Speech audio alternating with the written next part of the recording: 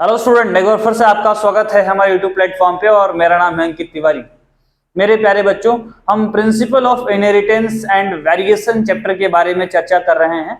हम पिछले वीडियो में लॉ ऑफ डोमिनेंसी के एक्सेप्शन से रिलेटेड बातचीत किए थे, जिसमें हमने को डोमिनेंसी और इनकम्प्लीट डोमिनेंसी से रिलेटेड बातचीत किया था।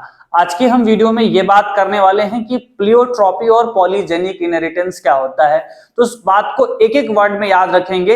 वैसे तो हम इसका एक्सप्लेनेशन अगले 4-5 मिनट या हो सकता है 10 मिनट तक दें, लेकिन एक एक वर्ड में याद रखेंगे कि पॉलीजेनी, पॉली मतलब होता है बहुत सारा, जेनिक मतलब जीन, यानी अगर बहुत सारा जीन एक ही कैरेक्टर को इन्फ्लुएंस करे तो उसको बोलते हैं पॉलीजेनिक इनहेरिटेंस। एग्जाम्पल के तौर पे स्किन कलर और ह्यूमन की जो हाइट है या लोगों की जो हाइट है, आप देखिए होंगे कोई व्यक्ति 4 फीट का है, कोई 4.5 का है, कोई 5 का है, कोई 6 का है, कोई 6.5 का है। यानी आप एक ही पॉपुलेशन में देखेंगे कि किसी की हाइट बहुत ज्यादा वेरी कर रही है। ये नहीं कि या तो कोई लंबा है या तो कोई छोटा है, नहीं, डोमिनेंस का केस यहाँ फॉलो नहीं हो रहा है। तो इस तरह के जो इनहेरिटेंस होते हैं उसको कहते हैं क्या जी, इसको बोलते हैं पॉलीजेनिक इनहेरिटेंस। अब आता है प्लियोट्रॉपी। कई बार ऐसा होता है कि एक ही जीन बहुत सारे कैरेक्टर को इन्फ्लुएंस करता है, तो उसे हम पॉलीजेनिक इनहेरिटेंस कहते हैं। बोर्ड पे हमने कुछ एक्सप्लेनेशन दे रखा है, मैंने लिखा है कि प्लियोट्रॉपी क्या होता है। तो it is single influencing or regulating a single gene. If a single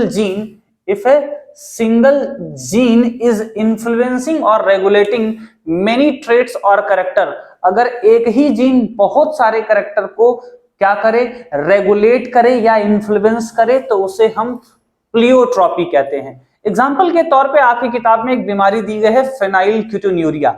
वास्तव में एक कैस्केड होता है जो कि 3 बीमारियों को एक साथ बैलेंस करता है। होता क्या है, हमारे बॉडी में एक एमिनो एसिड होती है फेनाइलएलेनिन, जो कि अगर हमारे बॉडी में अगर मेटाबॉलिज्म नॉर्मली चले तो ये फेनाइलएलेनिन होमोजेनिक एसिड में कन्वर्ट होता है या एल्केप्टोन में कन्वर्ट होता है। इसको कन्वर्ट होने के लिए जिस एंजाइम की जरूरत पड़ती है बच्चों, उससे हम फेनाइलएलेनिन हाइड्रोलेज नाम का एंजाइम कहते हैं। अगर ये एंजाइम किसी भी वजह से जेनेटिक डिसऑर्डर के चलते नहीं बन पाती है, तो ये जो फेनाइलएलेनिन है वो अल्टीमेटली टायरोसिन में नहीं बदल पाती है। इस तरह से उस व्यक्ति के अंदर फेनाइलएलेनिन फेनाइल पायरुविक एसिड में कन्वर्ट होने लगता है और जाकर के उसके ब्रेन के अंदर डिपॉजिट होने के चलते उसके बॉडी के अंदर, उसके ब्रेन के अंदर मेंटल रिटार्डेशन देखने को मिलता है और साथ ही साथ उसके यूरिन से फेनाइल पायरुविक एसिड पास करने लगता है। ये किसी भी व्यक्ति के अंदर फेनाइलक्यूटिन्यूरिया नाम की बीमारी का सिम्टम हो सकता है। आगे चलते हैं।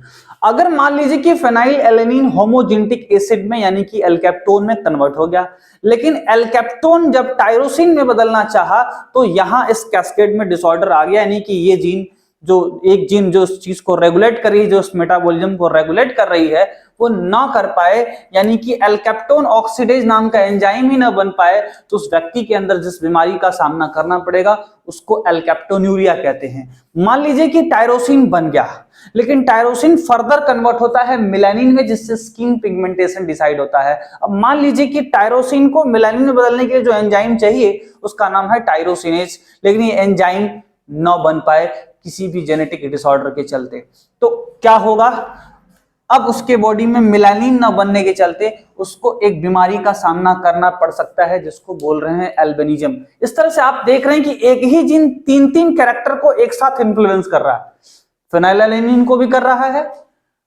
होमोजेनिक एसिड यानी कि टायरोसिन को और जो है एल्केप्टोन को भी कर रहा है। तो एक टायरोसिन हो गया, दूसरा एल्केप्टोन हो गया और तीसरा फेनाइलएलेनिन हो गया। तो एक ही जीन जब 3 मेटाबॉलिक कैरेक्टर को बैलेंस कर रहा है तो इस स्थिति को क्या कहेंगे, इस स्थिति को बोलेंगे हम, बेटा क्या बताइए, इस स्थिति को बोलेंगे हम प्लियोट्रॉपी। तो प्लियोट्रॉपी में एक वर्ड में मैंने बोला था कि एक ही जीन जब बहुत सारे कैरेक्टर को इन्फ्लुएंस करेगी तो प्लियोट्रॉपी, और बहुत सारी जीन यानी कि पॉलीजीन, बहुत आसान सा तरीका है याद करने का, पॉली बहुत सारी मतलब पॉलीजीन अगर एक ही कैरेक्टर को इन्फ्लुएंस करती है तो उसको बोलेंगे पॉलीजेनिक इनहेरिटेंस। जैसे एनसीईआरटी में मुझे 2 एग्जांपल दे रखा है।